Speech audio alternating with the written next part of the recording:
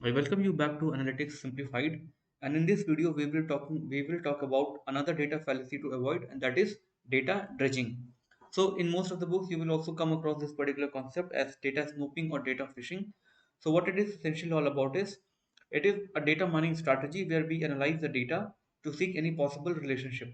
Now please understand that in order to analyze the data to get to some possible relationship is a very good thing, but then to analyze the data to seek any possible relationship is something that is in most of the cases unwarranted, and that is exactly what data dredging is all about. Now if you go back to the conventional approach, what we basically do is we analyze the data and we form a hypothesis, and then we confirm if that hypothesis is correct or not. But in this case, data dredging involves a brute force approach where we are looking for any possible relationship that might be present in the data irrespective of what our hypothesis is. So this is how data dredging is different from the conventional approach, where we first form a hypothesis and then we go on to confirm it. Now, what does it actually involve? It's a beginning to analyze the data without saying what claim you are trying to establish. So there's no hypothesis that is there with you. So you are just given the data and then you try to find out any possible relationship that you can find out of that particular data, and then you wish to publish those results. In most of the books, the phrase that is basically used is dredging through the data. So when you are looking for the data, when you are analyzing the data to find out any possible relationship, that process is basically called as dredging through the data. Now, why is it so popular? It is very popular because now advances in computational facilities has allowed machine learning and data scientists to analyze the data multiple times and to analyze the data very exhaustively. So, given these advances in the computational facilities, it is possible for a data scientist or a machine learning practitioner to examine the data multiple times to figure out any possible trend or relationship in the data. Now, why it needs to be avoided? It needs to be avoided. Why is it so? Because it is a very grave concern. Why is it a grave concern? It is a grave concern because it systematically uses statistical principles to draw misleading and false conclusions. Right? So, in the presence of, why is it so? Because sometimes it might happen that in the presence of large number of hypotheses on a limited data, it is always possible to come up with some correlation within the data. So that particular correlation in the data is just a matter of chance, but still the statistical numbers will make you believe that those correlations are actually inherent in the data, and that is why it is very much important to avoid data dredging. Now, when we talk about the different consequences of data dredging, we can have positive consequences also and we can have negative consequences also. However, in most of the cases, the consequences are unintentional. So, when we talk about positive consequences, data dredging might allow you to come up with some surprising relationship that might otherwise not have been explored, right? So, it's a discovery of some new pattern or some new structure in the data that you can come across as a consequence of data dredging. However, most of the consequences that data dredging brings with itself are negative.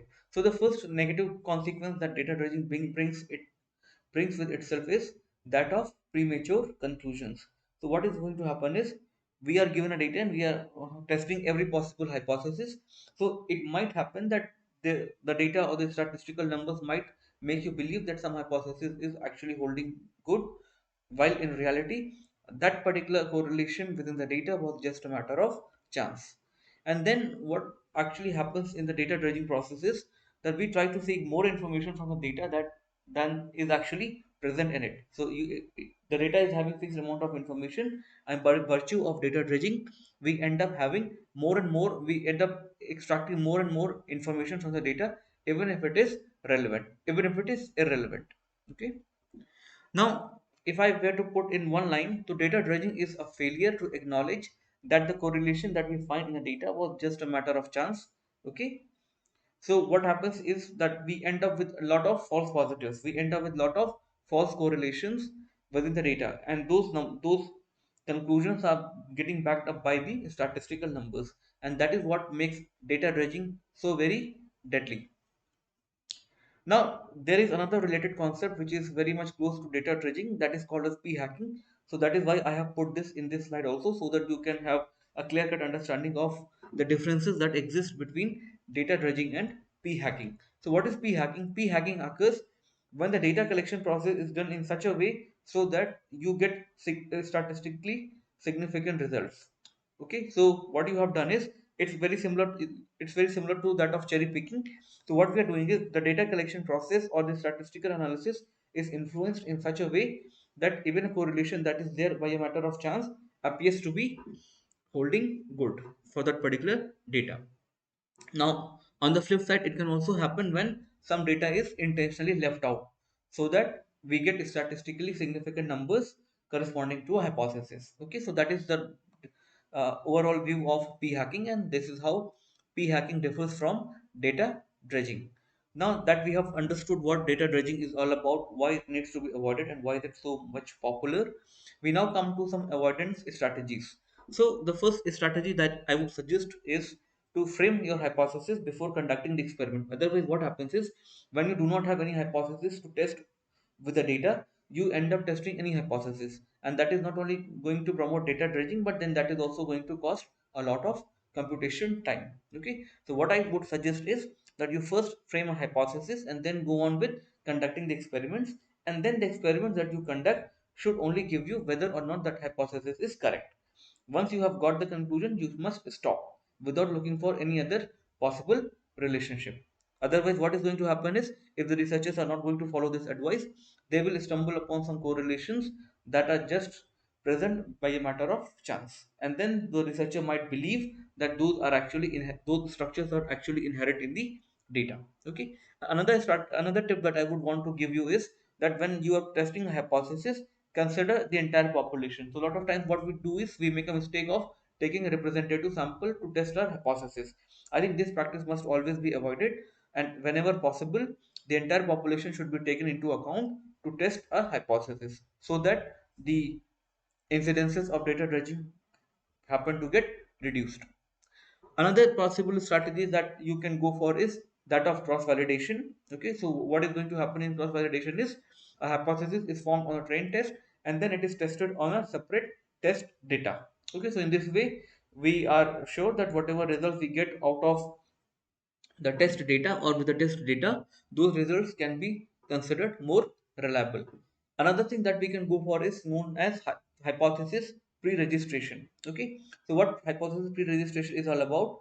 We are going to create a hypothesis, and corresponding to hypothesis, we will record the p-values, and whichever hypothesis is going to give you a smaller value for the p value, that particular hypothesis is going to be considered significant, right? Another technical route that you can take is called as Bonferroni's correlation. So what is this Bonferroni's correlation? Like you will be getting a statistical result, and that statistical result is going to be corrected. Why? Because that might not be the representative of the entire population. So that significant result, which is denoted by alpha, that is basically corrected. And what is the correction procedure? That particular value is reset to the value divided by total number of statistical tests that we have performed. So what is the idea behind Bonferroni's correction is that in order to test a hypothesis, we will be conducting a number of statistical tests, and whatever significant value that we get, we will be dividing that value by total number of statistical tests so as to get to a more clear picture. Okay, so these are some of the strategies that you can go for. You can first frame your hypothesis, then you must always consider the entire population instead of a representative sample. Then you can go for techniques like cross validation, hypothesis pre-registration, and Bonferroni's correction.